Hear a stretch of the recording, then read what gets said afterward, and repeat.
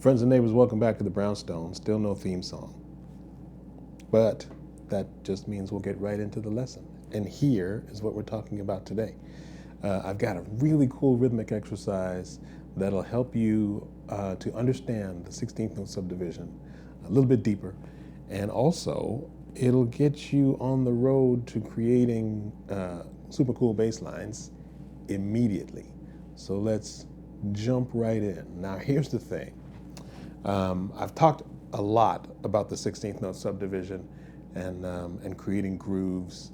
There's a lot of videos on this channel discussing that topic. You can go through, or maybe I'll just post a couple of them up here.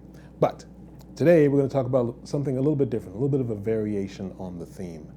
What I want to do is I want to take 4 notes of the 16th note subdivision and then change the groupings around a little bit by taking one note away. Let me show you what I mean by that. If I take 4 notes, let's say the first 4 notes of the 16th note subdivision, 1 E and A. I'll do that, I'll play that in time, and then what I can do is I can take one of those notes away in the sequence.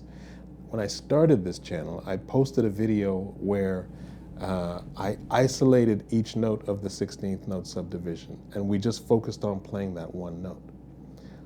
This is the reverse of that. So what we're doing is we're playing all 4 notes, and then the note being isolated as we move through the 16th note subdivision is being taken away. We're replacing that with a rest. So here's what that sounds like. I'll start by just playing the note G, right? I'll do this without time just so I can sort of explain it as I go. So if I have 1 E and A, 2 E and A, 3 E and A, 4 E and A, those are my 4 16th notes. So if I take away, let's say, the second note, I get this rhythm. That becomes the new rhythm. So I'm taking away the E. 3, 4, 1 E and A, 2 E and A, 3 E and A, 4 E and A. And then I'll take away the next note, right? Which will be the and, which will give me this rhythm. 4, 1 E and A, 3 E and A, 3 E and A. Right? And then maybe for the last rhythm, what I'll do is I'll take away, let's say, the first note instead of the last note. I'll take away the first note of the phrase, which will give me 1 E and A, 2 E and A, 3 E and A, 4 E and A, 1 E and A, 2 E and A, 1. Right? So that's the exercise. But you know me, we're not going to stop there. There are so many variations to this that we can jump on, and that's what I want to get into today. So let's do that. Trusty Anna 1 is here. She is set to 80 BPM.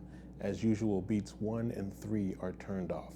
So for the first part of this exercise, I will just demonstrate what I just explained and go through and just play those 4 rhythmic phrases so you can hear them again in time. Here we go. 1, 2, 3. There's the first phrase. I'm swinging the 16th note. And I could play this 4 times. I could tell you to play this 4 times. But what I want you to do is keep playing it until it really starts grooving and feeling comfortable.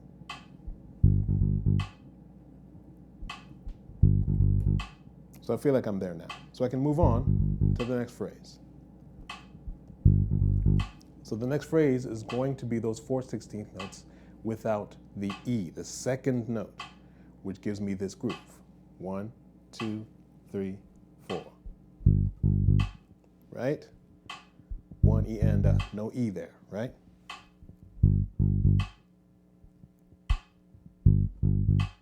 Very cool.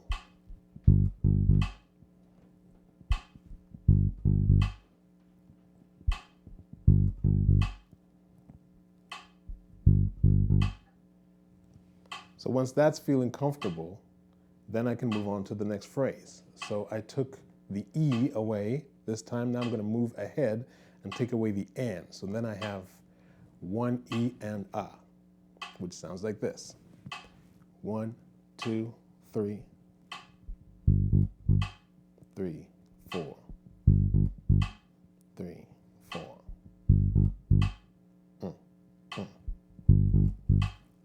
Very cool.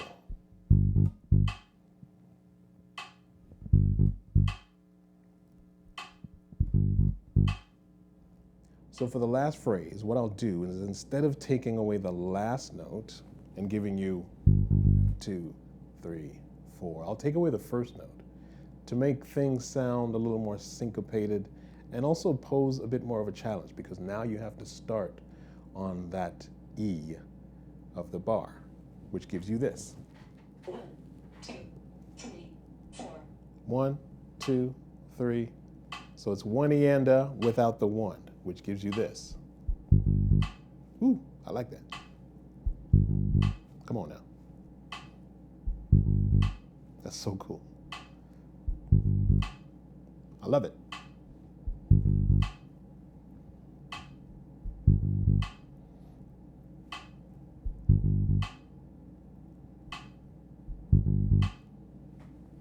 And that's that. Here's where things get super cool, because we can go in a bunch of different directions with this, right?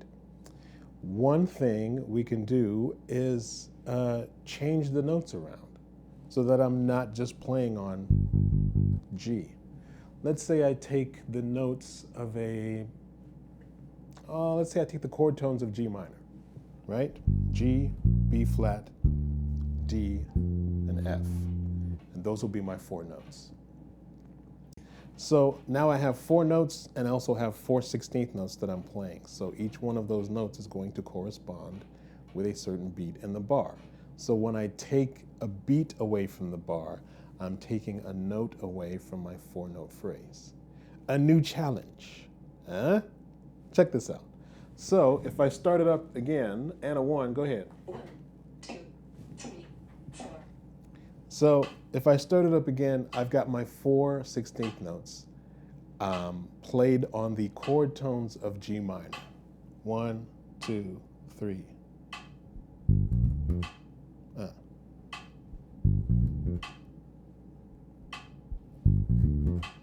Right? So those are my 4 notes. So if I take away the E, that's the second note of the phrase, which means I now have to take away my second note of my 4-note pattern in my chord tones, right? So that second note is going to be B flat. So if I take away that B flat, if I take away that B flat, 3, 4, that's hard. 3, 4.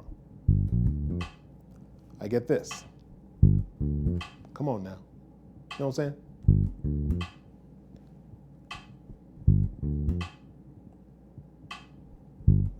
Here's the cool thing about that. I've got 2 places to play the note G. So this phrase can be, or it can be,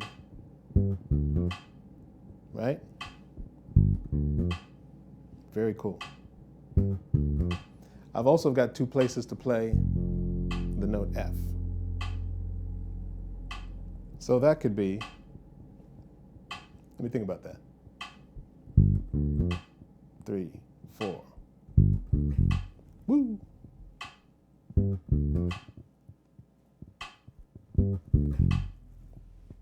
Right?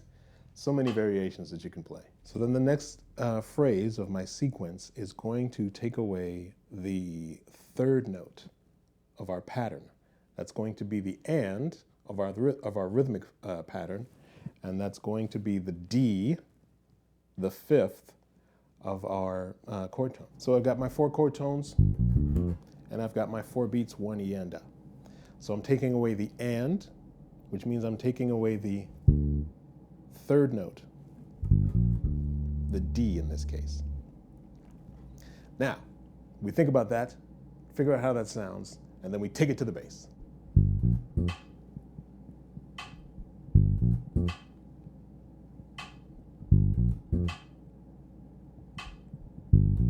So I've taken away the and, which is the third note of my 4-note phrase, and I've taken away my third note of the chord tones, which in this case is D, which gives me this phrase. And again, I can use the octaves, like this, using the higher octave of the G. I can also use the lower octave of the F. Killing. Right? So good.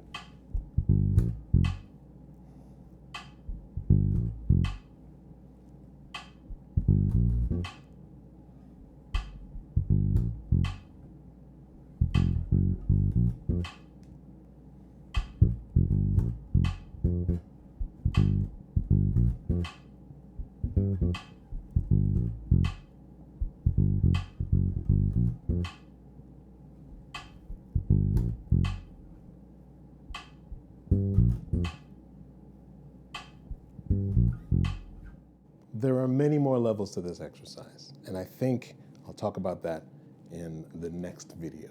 For now, I'll leave you with that. It's going to be a lot of work, but I think you can handle it. My friends and neighbors, listen, if you enjoyed this lesson, do me a huge favor and click like, subscribe to the channel if you haven't already, and you can also donate to the channel in one of two ways. You can click the old join button, which allows you to pay $5 measly little dollars a month, or you can click the link in the description box below and donate whatever amount you see fit. All of the above helps me out in a huge way and is greatly appreciated. Thank you so much for watching, and I will see you in the next video coming soon. Peace and love.